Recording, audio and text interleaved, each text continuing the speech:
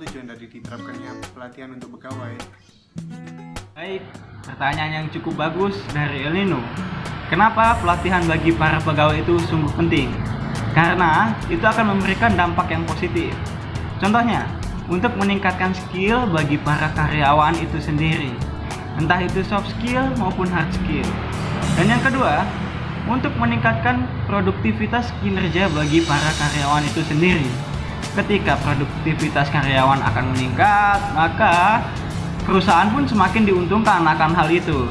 Dan yang ketiga adalah untuk karyawan agar lebih memahami dan bertanggung jawab akan job desk-nya masing-masing.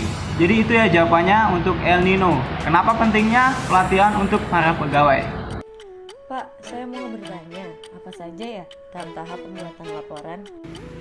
Baik, pertanyaan yang cukup bagus dari Diah Ayu Amalia ya. Bagaimana cara yang baik atau tahap-tahap yang harus dipatuhi dalam membuat laporan?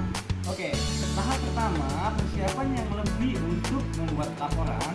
Penulisan struktur atau format tulisan harus memenuhi sistematika, yaitu yang pertama, memiliki judul, yang kedua, daftar isi, 3, ringkasan, 4, pendahuluan, 5, isi pokok laporan, 6, kesimpulan, 7, saran, 8, lampiran, dan yang terakhir yang paling penting, 9, daftar pustaka.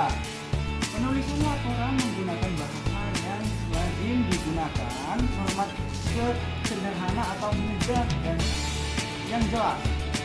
Harus memiliki kata yang cukup mudah untuk dipahami. Tidak boleh kata disingkat-singkat. Contohnya, iya jadi Y, yang jadi YG. Pokoknya harus melakukan pemilihan kata yang mudah dipahami dan ringkas itu dan menggunakan paragraf yang tepat. Baik, cukup gitu ya untuk jawaban dari pertanyaan dia dan juga Maria.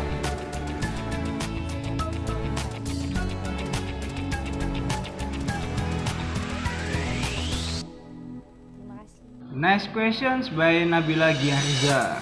Bagaimana caranya mewujudkan teamwork yang bagus di perusahaan? Seperti yang kita ketahui, teamwork yang bagus selalu menjadi kunci bagi perusahaan maupun organisasi untuk mencapai kesuksesannya maupun tujuannya masing-masing. Dan bagaimana cara mewujudkan teamwork yang bagus? Kuncinya adalah membangun kepercayaan. Mulai dari karyawan sesama karyawan, karyawan kepada supervisor, supervisor kepada manajer, sampai manajer kepada CEO maupun owner. Layaknya kolaborasi manapun, saling percaya selalu menjadi kunci untuk membangun atau mewujudkan teamwork yang bagus. Jadi, bagaimana caranya untuk mewujudkan teamwork yang bagus di perusahaan? Kuncinya adalah memupuk rasa saling percaya. Jadi begitu ya untuk Nabila Giariza. Pak, saya ingin bertanya, apa yang membedakan laporan bisnis dan juga proposal bisnis? Terima kasih.